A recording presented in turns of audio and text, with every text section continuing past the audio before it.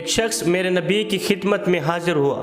اس نے آ کر اپنی زندگی کی ایک دردناک کہانی سنائی, رلا دینے والی کہانی سنائی, جس کہانی کو میرے کریم نبی سنتے بھی رہے, روتے بھی رہے, آنکھیں چھم چھم برستی رہیں, چشمان اقدس سے آنسوؤں کی لڑی بہہ کر رخساروں کو چھوتی رہی.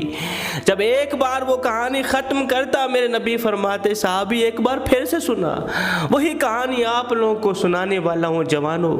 ایک شخص میرے نبی کی خدمت میں حاضر ہوا, عرض کی, آقا آپ کی آمد سے پہلے پہلے زمانہ جاہلیت عروج پر تھی. حضور میں کہیں لمبے سفر کو گیا, ابھی آپ کی آمد نہیں ہوئی تھی, میں نے کلمہ نہیں پڑھا تھا. میں کہیں لمبے سفر کو گیا, میری بیوی حاملہ تھی, حاملہ بیوی کو گھر چھوڑ کر میں کہیں لمبے سفر پہ گیا. تو کافی عرصے بعد جب میں گھر واپس لوٹا تو میں نے دیکھا کہ میرے آنگن میں میری بیٹی کھیل رہی. جیسے ہی میں نے گھر کی دہلیز پر قدم رکھا, میں نے دیکھا میرے گھر کی دہلیز پر ننھی منھی بیٹی کھیل رہی.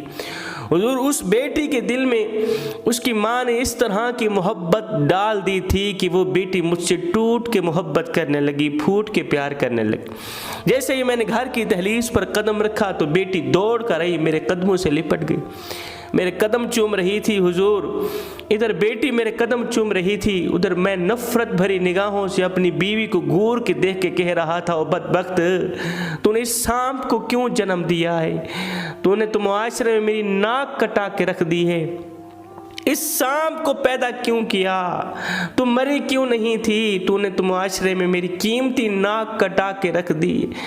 حضور میری بیٹی کے دل میں میری بیوی نے اس طرح کی محبت ڈال دی کہ وہ بیٹی مجھ سے ٹوٹ کے محبت کرنے لگی. میں چارپائی پہ لیٹتا, کبھی میرا سر دبا رہی ہے, میرے پاؤں دبا رہی, پانی لے کر آتی, میرے ہاتھ دھلاتی, مجھے کھانا دیتی. حضور میں موقع کی طاق میں رہا کہ کوئی ایسا موقع مل جائے, میری بیوی کہیں چلی جائے اور میں اس سانپ کو اٹھاؤں, زندہ دفن کر دوں تاکہ معاشرے میں میری ناک سلامت رہ جائے, معاشرے میں میری عزت برقرار رہ جائے. میں موقع کی طاق میں رہا. ایک دن حضور مجھے موقع مل ہی گیا, میری بیوی کہیں گئی ہوئی تھی. میں نے اس ننھی منھی بیٹی کو اٹھایا, اپنے کندھے پہ بٹھایا. حضور میں صحرا کی طرف چل دیا, کڑکتی دھوپ ہے, تتی ریت ہے, صحرا کی طرف جا رہا ہوں. حضور میں ایک ایسی جگہ پر جا پہنچا جہاں مجھے کوئی دیکھنے والا نہیں تھا. حضور میں نے اپنی ننھی منھی بیٹی کو تتی ریت پہ بٹھایا, خود ایک گڑھا کھودنے لگ گیا. حضور میں گڑھا کھود رہا تھا, کڑکتی دھوپ تھی, تتی ریت تھی, میرے چہرے پہ پسینہ نمودار ہوتا گیا. حضور میری ننھی منھی بیٹی اپنے ننھے ننھے ہاتھوں سے, اپنے دوپٹے سے کبھی میرے ہاتھ صاف کرتی, کبھی میرا چہرہ پونچھتی, میرا پسینہ صاف کرتی. حضور مجھے پھر بھی رحم نہ آیا, میرا دل پھر بھی نرم نہ ہوا. حضور جب میں گڑھا کھود کے باہر نکلا تو میری ننھی منھی بیٹی نے سکھ کا سانس لیا کہ چلو شکر ہے میرے باپ کی مشقت ختم ہو گئی. حضور وہ نادان نہیں جانتی تھی کہ اگلی مشقت کس کی شروع ہونے والی. اس نے شکر پڑھا, شکر ہے مالک میرے باپ کی مشقت ختم ہو گئی. حضور جیسے میں گڑھا کھود کے باہر نکلا تو میں نے بیٹی کو دونوں ہاتھوں سے پکڑا, اس گڑھے کے اندر دے مارا, گڑھے کے اندر پھینک دیا. اس کے اوپر تتی ریت انڈھیلنے لگا, زندہ بیٹی کے اوپر تتی مٹی انڈھیلنے لگا.